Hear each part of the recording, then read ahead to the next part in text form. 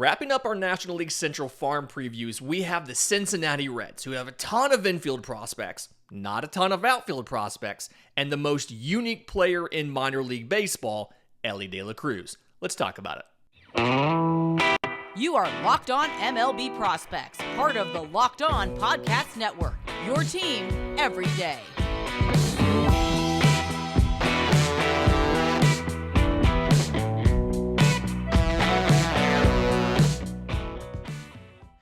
Yes, welcome on in to Locked On MLB Prospects, your home for all things minor league baseball. I'm your host, Lindsey Crosby, baseball writer and podcaster. Thank you for making this your first listen every single day. And today's episode is brought to you by our new sports betting partner, FanDuel. Make every moment more with FanDuel. Visit FanDuel.com/lockedon today to get started. So the Cincinnati Reds have a ton of talent in this system, and they, kind of like the Cubs earlier this week, have added a lot of talent via trades. But the number one prospect in the system and a top 15, 20 prospect in all of baseball, depending on who you ask, shortstop Elly De La Cruz, 2018 IFA, 6'7", 220 or so.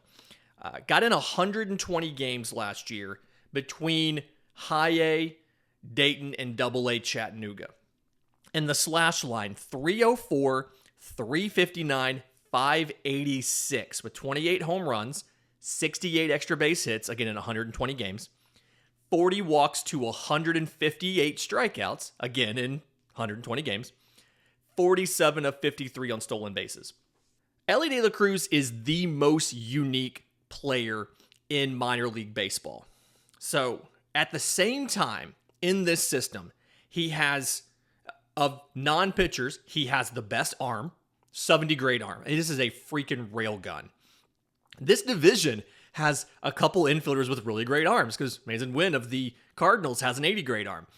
Elly De La Cruz it's a rail gun. It will fire a ball incredibly fast, incredibly accurate across the diamond in a heartbeat. He is a 70 grade runner, incredibly fast.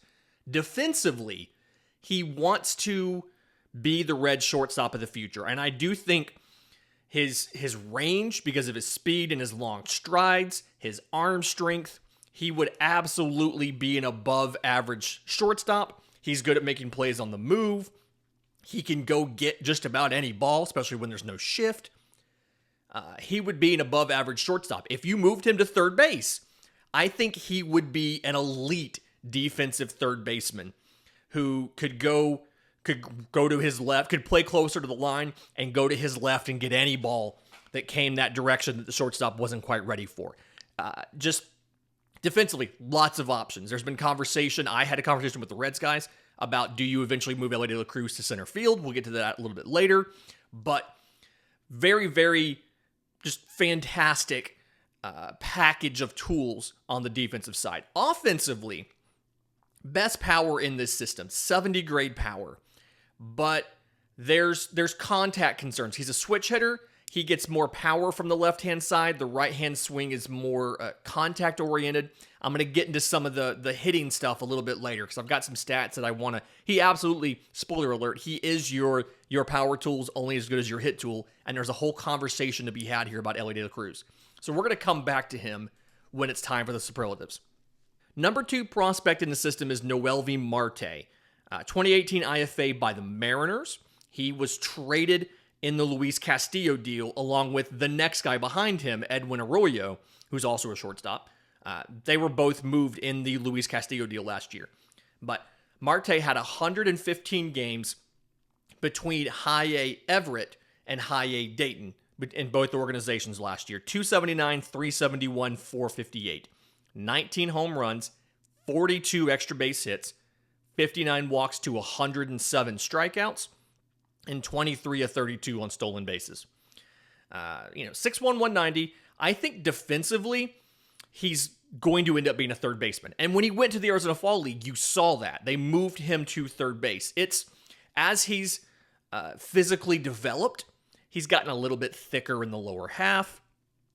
The speed has kind of come down a little bit. I'd probably have him somewhere between 50 or 45 speed, but the the quick twitch reactions aren't as good. The short range kind of stuff isn't as good. So I could see him moving to third base. The arm is average to above average, could use a little bit of work on the accuracy sometimes. And so feels like he's going to be a third baseman. The good news is he does have the power profile to work at third base. So very kind of a simple stance and setup, really compact swing, but very good contact ability. And then great power potential. He can drive the ball, especially up the middle, pretty well. Doesn't quite work foul pole to foul pole. Likes to stick around the center of the field. But he can get very, very good top-end exit velos when he gets on a ball flush. The issue is the swing decisions aren't quite there yet. If you throw him a bunch of breaking balls, he's going to get frustrated. He's going to roll over them, especially if they're down and away. And so still is susceptible to breaking ball heavy approach, to breaking stuff off the plate and chase and things like that.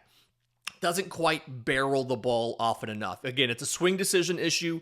He needs to be a little bit quicker to pick up spin, and then needs to be a little more disciplined to not swing if he can't make solid contact with it. So, again, I do see him probably starting off at Double-A Chattanooga this year, although if they had him at a little bit of time in High-A Dayton, it wouldn't surprise me. They only got about 30 games with him in Dayton.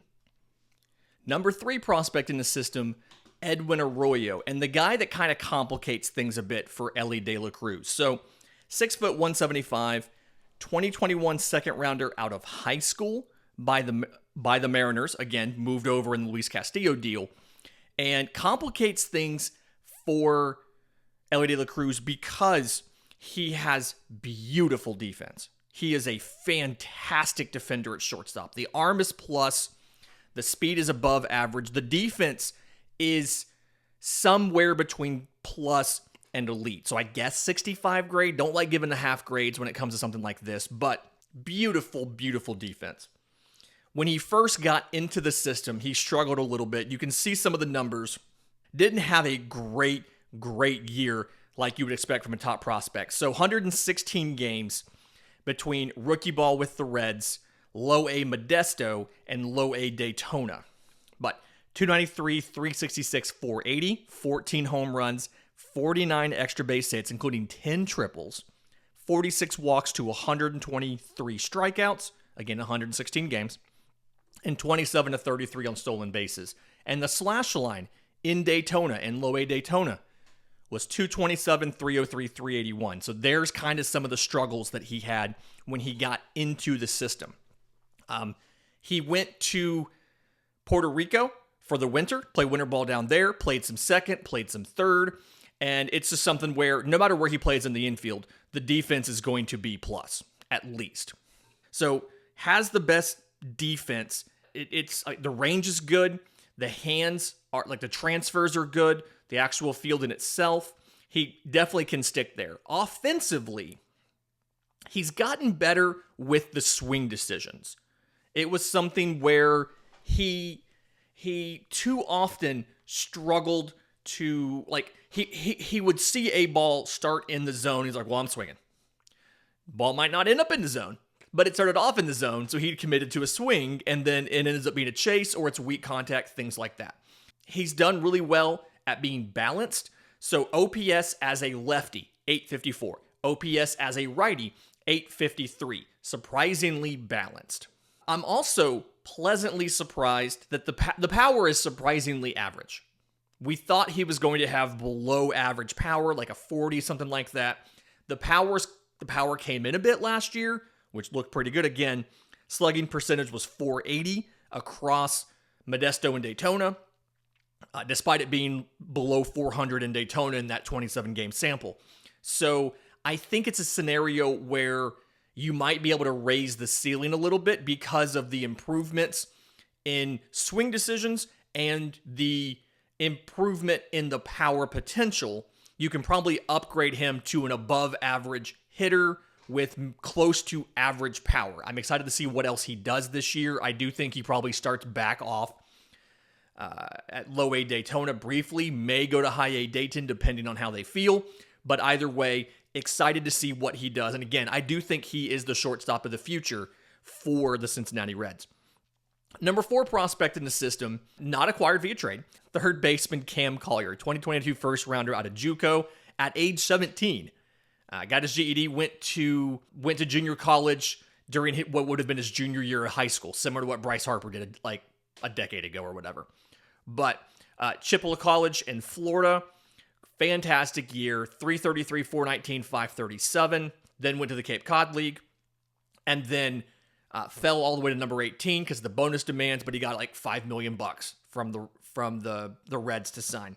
Around 6'2", and got 9 games in rookie ball when he signed. And I just want to read these stats off because they're pretty impressive, albeit small sample size. 370, 514, 630, 2 home runs, 3 extra base hits, 7 walks to 6 strikeouts, over 2 on stolen bases. As a 17-year-old in professional baseball. He was facing off against prep draftees. He was facing off against college players who were getting their feet wet in professional baseball after being drafted. And he hit 370, 514, 630. His hitting is very, very advanced for his age. Remember, he's 17 years old. The hand is very, the swing is very smooth. He can hit it to all fields. The swing is geared for contact over power right now, but I do think power potential is above average. I do think that he can get to above average. You could see a 20 to maybe 25 home run ability there. He can work a count. He can draw a walk. He's going to be somewhere between a plus and a 65 grade hitter when it's all said and done. Defensively, we have some questions. The arm is big, 65, 60, 70 grade. It is a big arm. And that's something a lot of these guys in this system have. I mean, Elly De La Cruz has a railgun here. But it's not necessarily, he doesn't have the rest of the package maybe to be at third base. He is athletic enough, but the foot speed is decidedly below average. And so defensively, he probably would get average defense at third base with additional work and focus on it. But I could see a scenario where despite the below average speed, you put him out in right field because, again, you're missing a bunch of outfielders in the system. You don't really have a bunch of promising outfield prospects. And he looks very good out there. You also could do a first base scenario, although then there's more pressure on the bat, and you do kind of waste the arm being at first base. And then the issue is you have other guys who profile to be probably a better third baseman, like a Noelvi Marte, who should theoretically be able to get there before Cam Collier. So it's a lot of figuring out that the Reds have to do there. In just a minute, I want to get to the state of the pitching. There's a lot of guys to love in this system.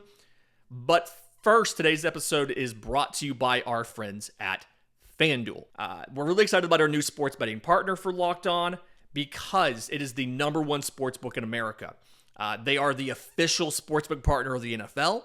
And so this weekend, tomorrow, you have AFC Championship, NFC Championship. The lines on the AFC Championship have significantly moved. I know this is a Cincinnati show. There's a Cincinnati connection, obviously, with the playoffs and the Bengals. They were favored to start the week. And then by the end of the week, the line had shifted back in favor of the Chiefs. So going to be a great matchup on Sunday. If you are new to FanDuel, this is the perfect time to get involved because they have a ton of great features to make betting on sports fun and easy, but also new customers can join today to get $150 in free bets guaranteed when you place your first $5 bet. And if I remember correctly from my trip there over the New Year's holiday, sports betting is legal in Ohio now. So FanDuel is present in Ohio. Sign up at FanDuel.com/lockedon. They have your favorite bets, the money line, point spread, player props. You can combine these bets for a chance at a bigger payout with a same game parlay. And all of this takes place on an app that is very safe and secure and easy to use. So don't miss out. Place your first $5 bet to get $150 in free bets, win or lose, at FanDuel.com/lockedon. Make every moment more with FanDuel, the official sportsbook partner of the NFL. Okay, so state of the pitching in this system, there is some promising pitchers. You graduated some guys, a Hunter Green, a Nick Lodolo. You graduated some really impressive guys last year. There are some prospects here who have promise, have decent stuff, but you have some questions. Some of it is easy to figure out, some of it is not. Brandon Williamson, 2019 second rounder out of TCU by the Mariners. He was in the Jesse Winker trade. So multiple trades between these organizations. 6'6", 210, so big boy, good size. But 27 games started last year, divided between AA Chattanooga and AAA Louisville. 4.11 ERA in 122 and 2/3 innings, 123 strikeouts, so rounds to 9 strikeouts per 9, 277 walks, 5.6 per 9, and 9 home runs allowed. The confusing thing here with Brandon Williamson is the stuff was not as good in 2022 as it was in 2021. He had, in 2021, the ERA was in the 3s. The strikeouts per 9 were like 13. All of that backed up, and it's not quite sure why. So the fastball is above average, but it had been a plus, I feel like. So sits 90 to 93. It's got good carry. He can spot it really well, but it's just not, like, it lost a little bit of velocity. It's still effective because of the carry and the precision, but not as good as it used to be. Behind that, he's got a little bit of breaking stuff that he struggles with if he's not ahead in the count. He has an above average curveball, big breaker in the mid 70s, big shape to it. And then he has a changeup that is below average. 82 to 84, again, works better when he's ahead in the count versus when he's behind in the count, and you can kind of sit on that fastball. Slider, average, low 80s. He didn't throw it a ton. He's been throwing it more. I don't know if that's the reason why everything seemed to back up. It doesn't make a lot of sense that your fastball velocity would be different simply because he's throwing a slider more. But strike percentage went from mid-60s in 21 to low 60s in 22, and when he got to AAA Louisville, it dropped below 60%. So a little bit of stuff to figure out there.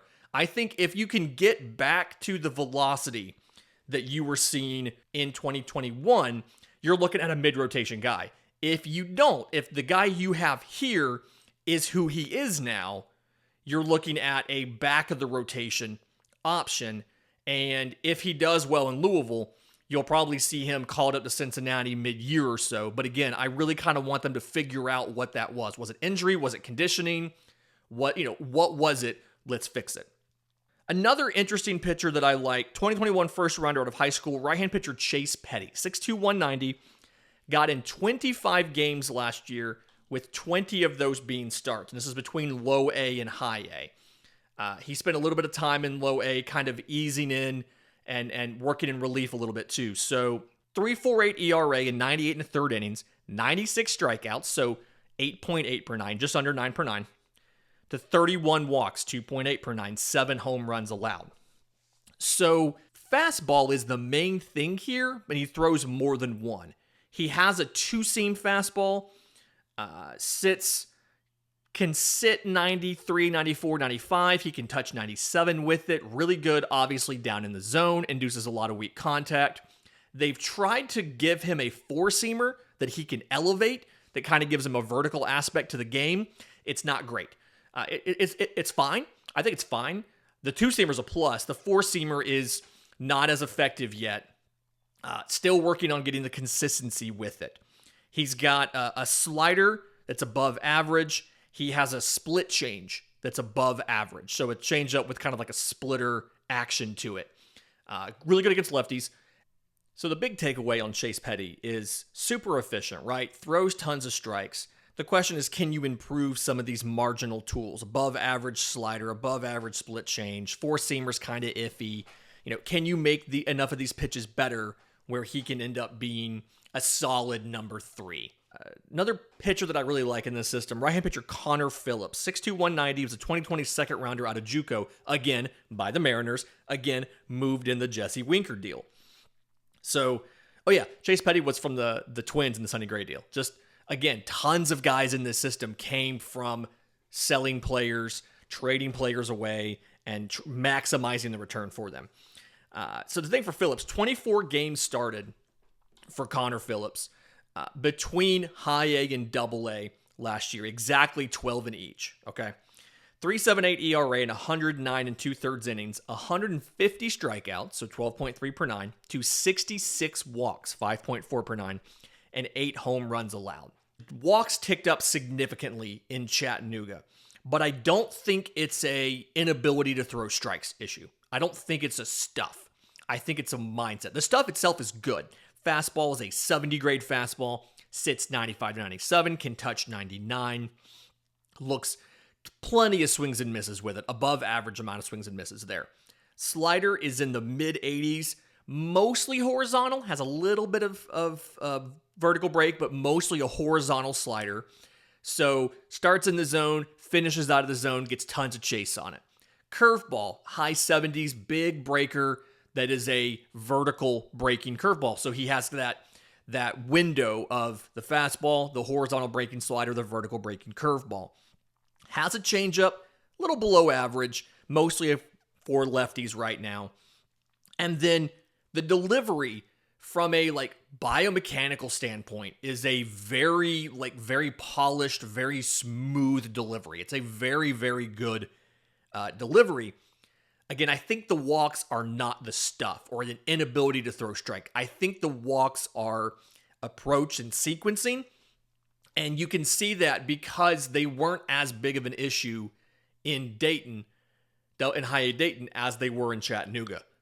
A big portion of it is trying to rely on the slider and the curveball for Chase to get a punchy when they're talented enough to sit and wait for a strike. So adjustments, I don't think the walks are ever going to be 2 walks per 9. He'll still be a 4 walks per 9 person, but the 6.7 that you saw in AA Chattanooga, I don't think is indicative of the true talent level here.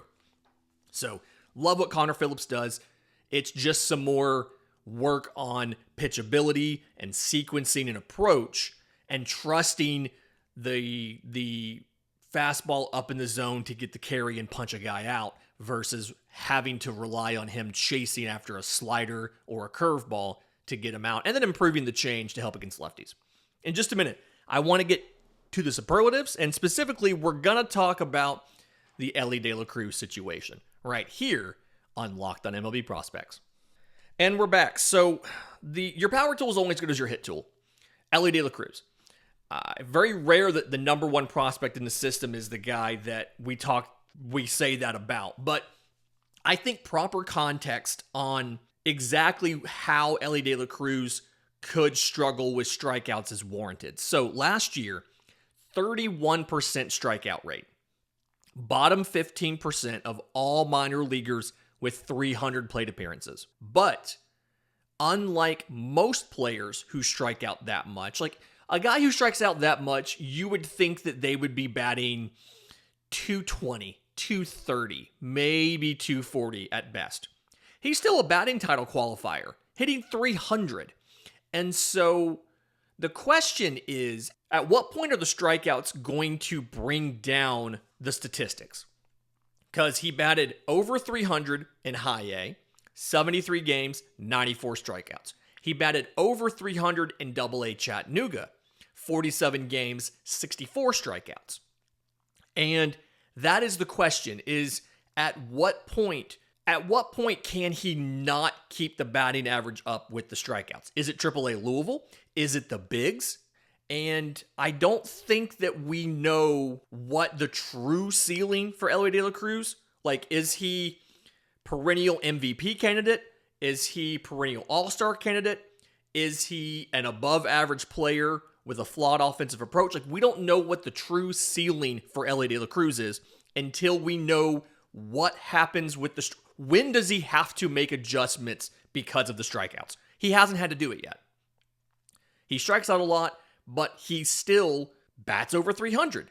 And it's because the contact ability is so good, the power plays so well, and it's such an enigma. I can't think of any player in recent history who struck out this much and yet was still statistically this good.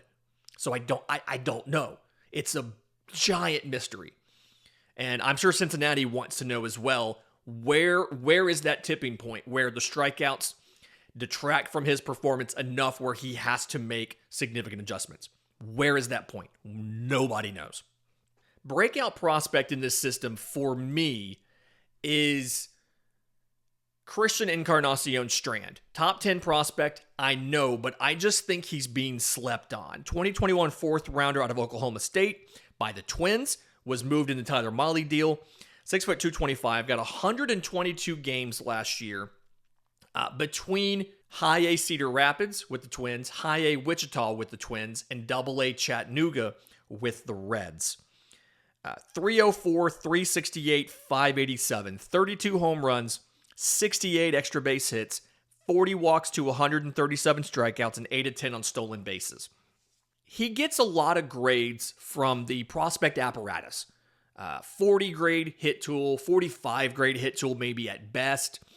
And I'm trying to figure out why. He is a streaky hitter. I will give you that. He struck out more than once a game as well.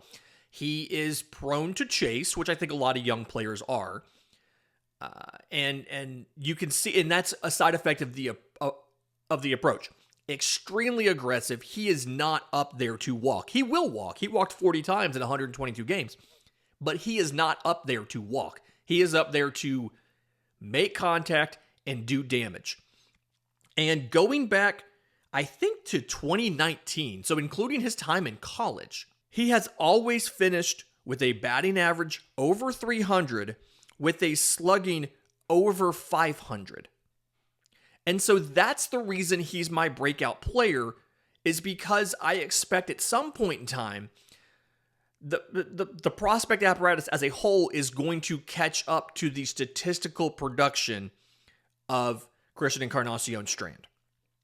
I think his power tool is the same tier as Elly De La Cruz's. Cruz's may be a little bit better, but I think they're both 70 grade power tools. I think they both also have a 70 grade arm. The difference is Elly De La Cruz has 70 speed where CES has below average speed. But I don't know at what point do people outside of maybe Reds fans appreciate the ability of Christian Encarnacion-Strand. Now, defensively, I think the question is, where is he going to play? Again, the arm is massive.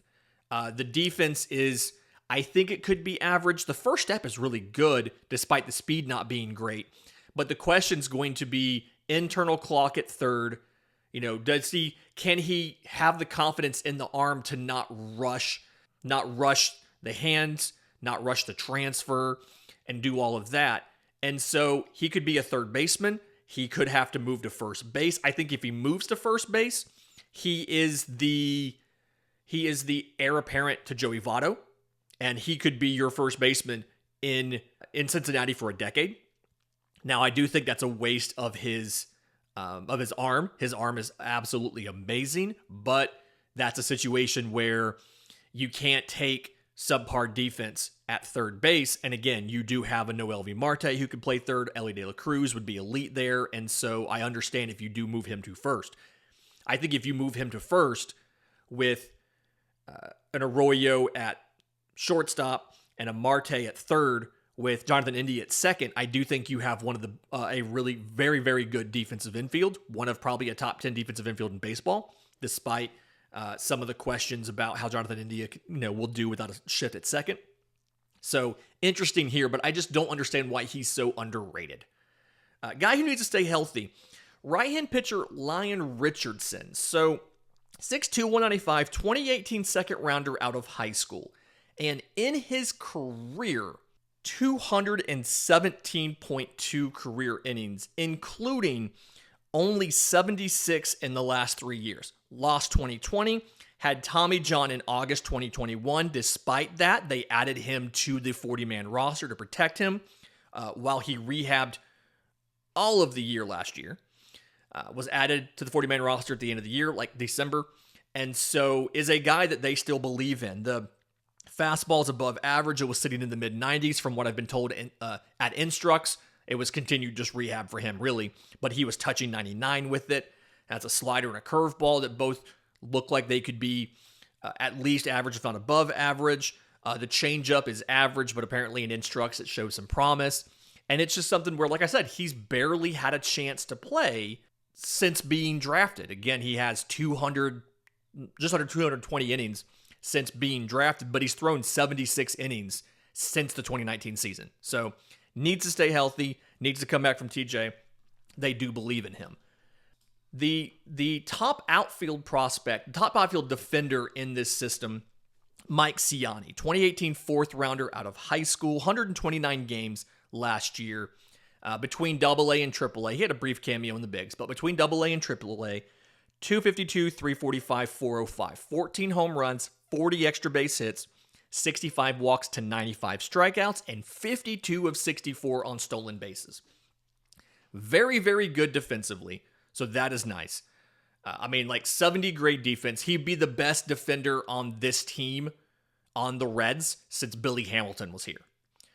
Plus arm, plus runner. The issue is he has a pull-heavy approach, and so he's trying to get a pitch on the inner third of the plate and drive it, and he just doesn't necessarily have the power to do that. And so, you have a high floor because of the defense, but I think last year, you saw, he was surprisingly bad against righties in 2021. You saw last year, did a little better at that. Batting average seemed to be better than what it was at high A Dayton. He brought it up from 216 in high A Dayton in 21 to in the 250s, divided between AA and AAA. Big league cameo didn't go great, but still a scenario where you can picture, especially when you saw him at AA Chattanooga, with a 250, 350, 400 slash line, you can see him as a bottom of the lineup, on base, contact hitter, get on, be a second leadoff man for whoever is coming up first, can steal plenty of bases. Obviously, we saw 52 of 64. So I like the floor, and I think he could get there really well. Fantastic week this week. What a great week. Tons of shows. We are hitting the American League Central next week. Really exciting to do that. But first, mailbag is on Monday. If you have questions for the show, I'm on Twitter at Crosby Baseball. Show's on Twitter at Locked On Farm. You can email us, lockedonmlbprospects@gmail.com, or drop your questions in the new Locked On MLB Prospects Discord. Link is in the episode description. Link is in the show notes. Until Monday's show, this has been Locked On MLB Prospects.